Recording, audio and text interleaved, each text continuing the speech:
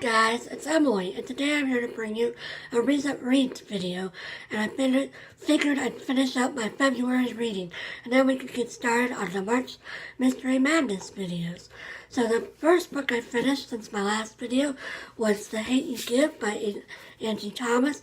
This is about Star Carter, who lives in the projects in an area called Garden Heights, but she attends a private school that's mostly white students, that's about 45 minutes away, and so it's about her challenges being caught between these two worlds, and then those challenges are compounded when her childhood best friend Khalil is shot by a police officer one night during a traffic stop, and this event really negatively impacts her community in Garden Heights, but then the community at the private school don't seem to really care that much, and it sort of affects her friendships with those school friends that she's been friends with for a long time. And then she's also debating, because she was not only witness to the shooting, but she's not sure if she should reveal that she was present, because there's gang violence and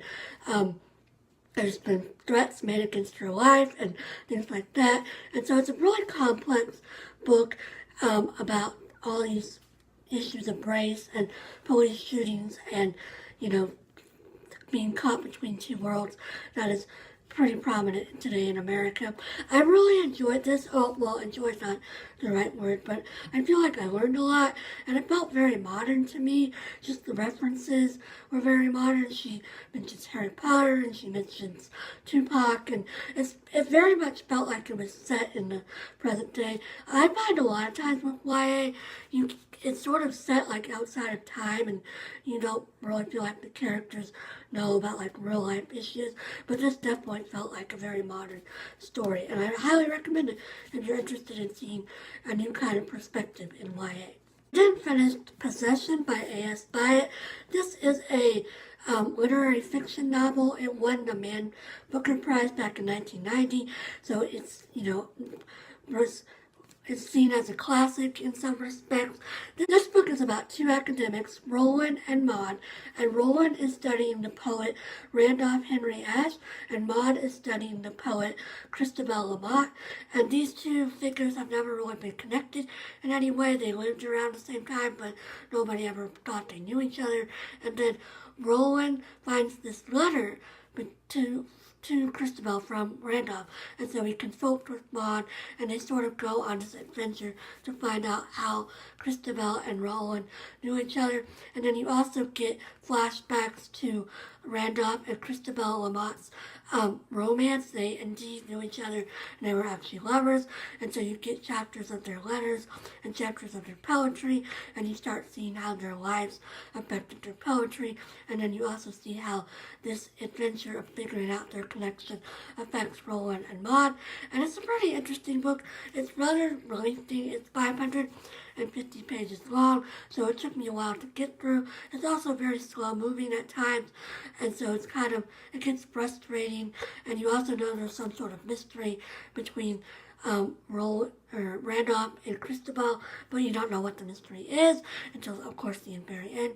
And it's also this book also features a lot of side characters that are prominent in academia that are trying to figure out what Roland and Maud are doing. There's a scholar named Beatrice who's working on Randolph Henry Ashe's wife's letters. There's a rival academic named Cropper from America. There's also Roland's supervisor named Professor Blackadder. So there's just all these different characters that are involved in figuring out this relationship and this mystery. So yeah, it's a very interesting book. I don't know if I recommend it unless you particularly love literary fiction, because again, it's kind of lengthy and hard to get through. I then finished a memoir called Parched by Heather King. I read Heather King's memoir about St. Teresa of Lisieux, where she was trying to live by St. Teresa's principles for a year, and I really enjoyed that, so I put both of her other memoirs on my TBR and never got to them.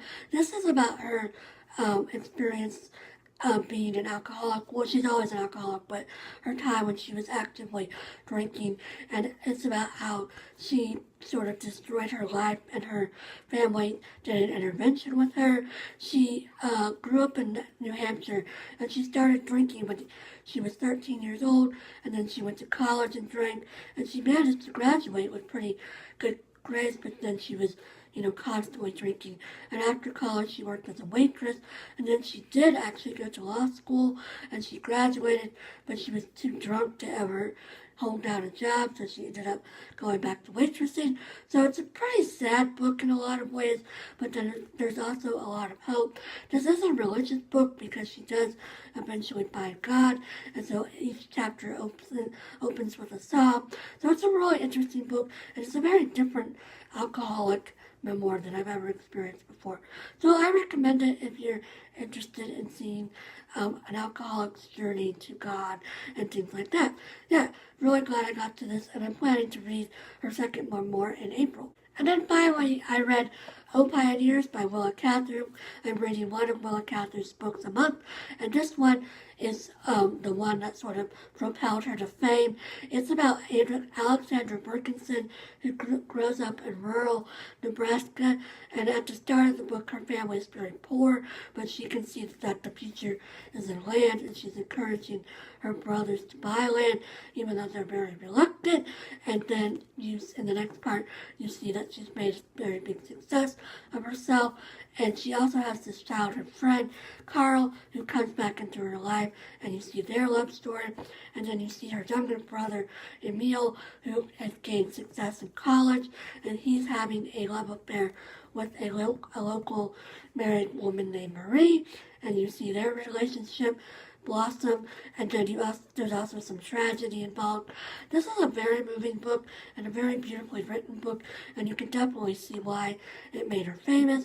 I thought I had read this before, and then I wasn't sure when I started reading it because I didn't remember anything that happened, but I've definitely read this before.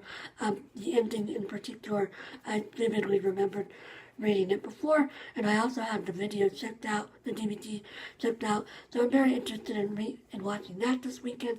So yeah, I really enjoyed this.